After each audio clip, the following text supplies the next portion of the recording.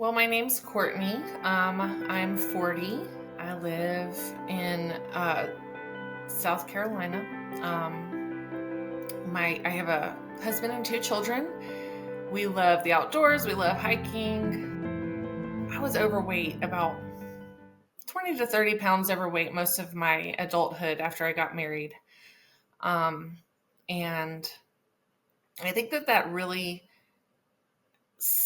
kept me from really being able to notice issues that were going on, because they were very subtle. And it was actually in about at the end of 2022 that I started, like in December, where I was probably just the heaviest I'd ever been,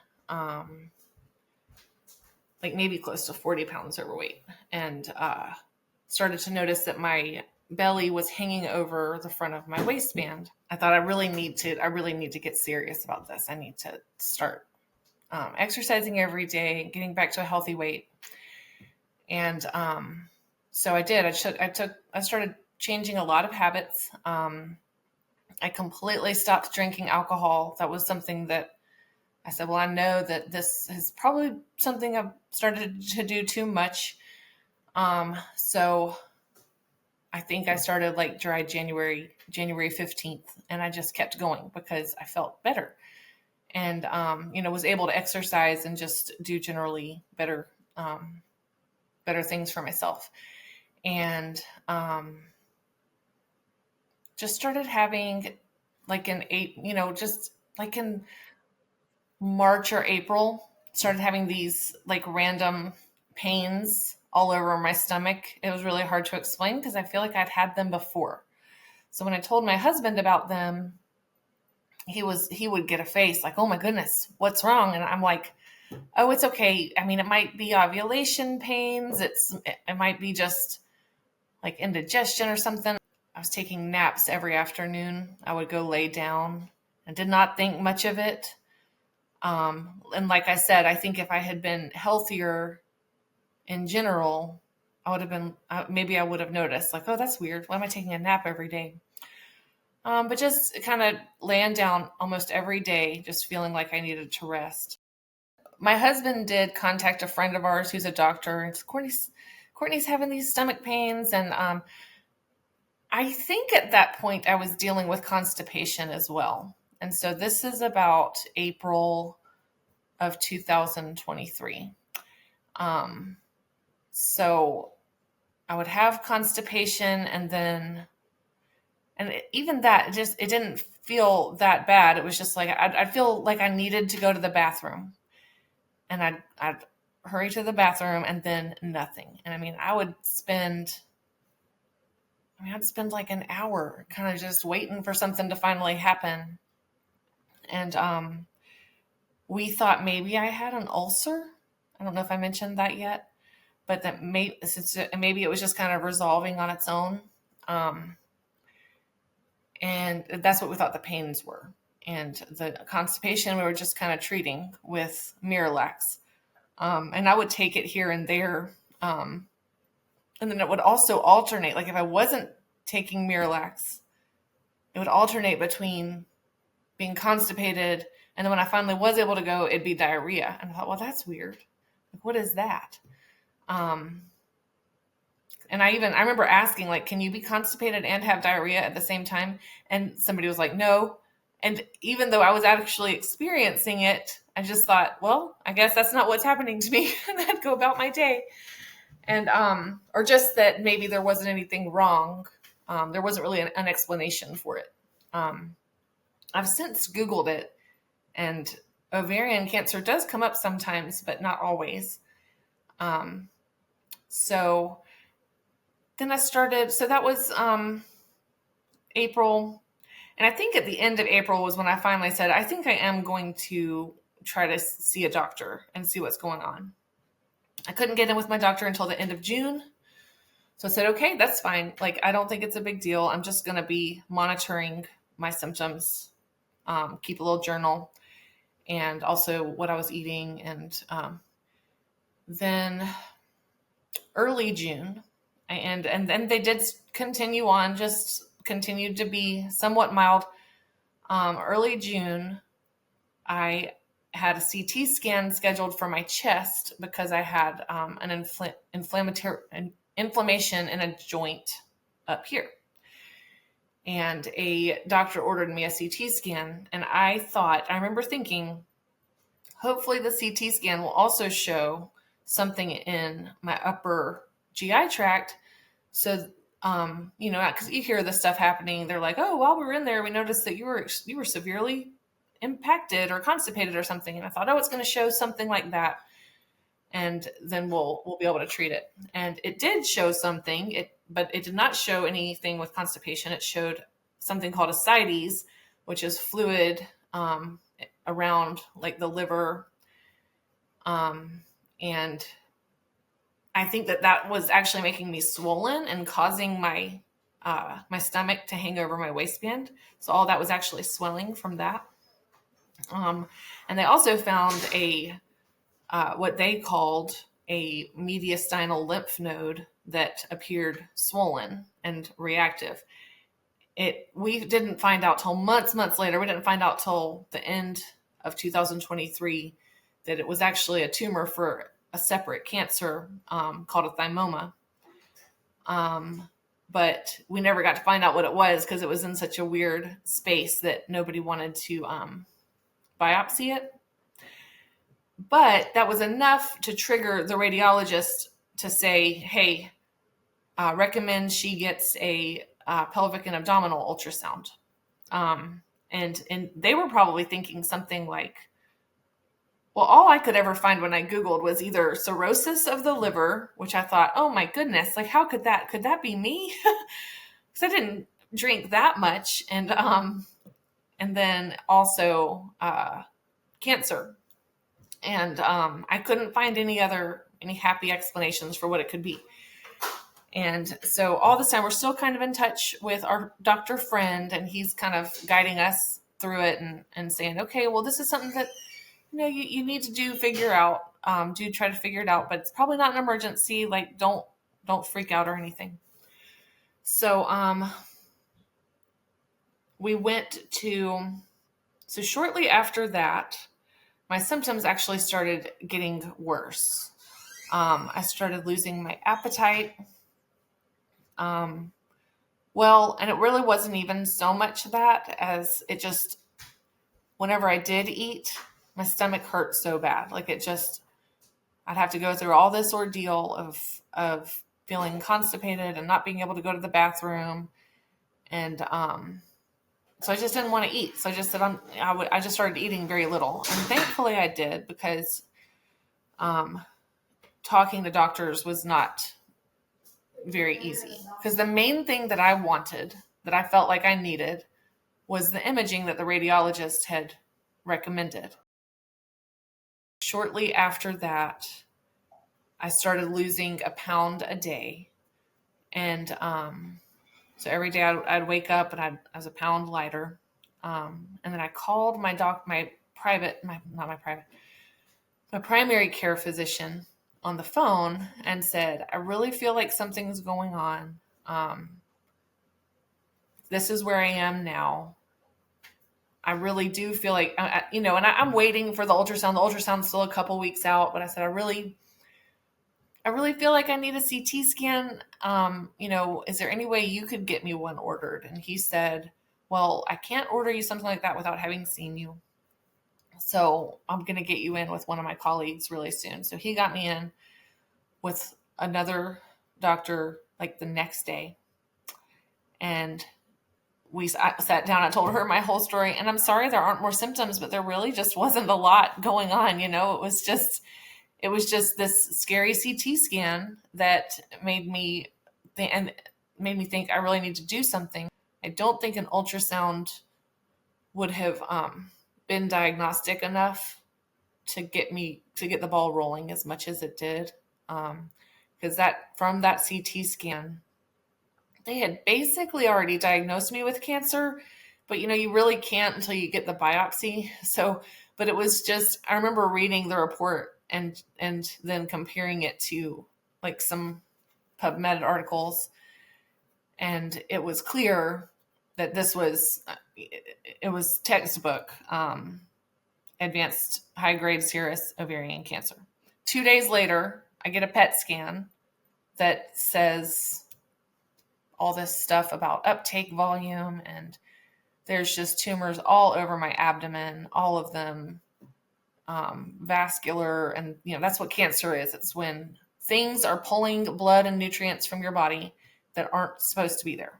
And the following Monday was a laparoscopic surgery to get a biopsy, and path report came back the same day. It's high-grade serous. So 3 days later, I'm in a chemo chair. I honestly don't think that I've had the ability to process the fact that I have cancer. Like, I don't feel like I've had time. Frontline treatment, or first treatment for high-grade serous ovarian cancer, is pretty straightforward. I couldn't find anybody with any other kind of treatment. You get 6 total. Well, there's one variation, but with the chemotherapy, that's 6 infusions of carboplatin and Taxol, and you might do anywhere from 2 to 4 cycles, and then have a surgery, and then have the rest of your cycles. And some people have more cycles. I guess it's dependent on how reactive their tumors are to the chemo. Or some people get what's called primary debulking surgery, which is surgery before the chemotherapy. And my doctor told me, and I'm so grateful for him, because there are so many, I really would recommend people get a second opinion when it comes to the surgery, because I think a lot of people have the idea that, if they get that first surgery, you want your initial surgery to be really good. You want to make sure it gets all the tumors. But there's not necessarily this official way to do it. Like you have to get it done before you start chemotherapy. Because if they had done a primary debulking for me, if they did surgery first, and this is why he didn't do it, he said, the tumors are so big, they're all so near your bowels and all this, that if I tried to do surgery now, you would lose part of your bowel. You might have to have a colostomy bag, which I don't want that. So he wanted to do chemotherapy to shrink my tumors before we did a surgery. So we just went right ahead with chemo. So chemo was, they start you out with Benadryl before they give you the chemo drugs. So that knocked you out. So even though I would bring a whole backpack full of books and journals and things, I would really just fall asleep, sleep the whole time. My husband was with me at almost every single chemo. He would have been there at every single one, but I gave my dad one and I gave my mom one. So they each got to sit with me for a chemo. And that's really hard. For them, I wish that they didn't have to go through this. And they wish that I didn't have to go through this either. It's very easy to get bitter about it, and angry and frustrated, especially now, because I think I'm still dealing with, my last chemo was November 10th, and I think I'm still dealing with effects of it. Chemo, the actual treatment, was just exhausting. And then I'd really just feel fine for a couple of days. And then on day 3, I'd start to feel terrible. I was in bed all day. And that pretty much, the feeling bad would lengthen with each cycle. So cycle 1, it was 3 days. Cycle 2, it was 4, until by the end, it was a little over a week. And not necessarily in bed for a week, but just very foggy and in my brain fog, and joint pain. Oh man, I forgot about that. That was for real. So I would take baths almost every night to just kind of soak and try to ease some of the pain in my legs. And actually walking would help too. And that was something that had to we had to remember, and my husband had to help me. Like, I'd be like, oh, I'm in so much pain, and I just don't want to get out of bed. And he's like, remember, walking helps. And so he would have to kind of make me get out of bed and take me for a walk. Then after 3 cycles, my tumors were so responsive to the chemotherapy, like they shrunk up so fast. And so I had to stop in the middle to have surgery. And there was barely even anything in there to take. They mainly just took my reproductive organs, which I was really disappointed about losing. I am 40, but we had been, and I was 40 when I had the surgery. We had been trying to have more children for a few years. So that was very disappointing. Because there was part of me that thought, well, could I keep my reproductive organs and have just one or two more babies, and then maybe if there's a recurrence or something.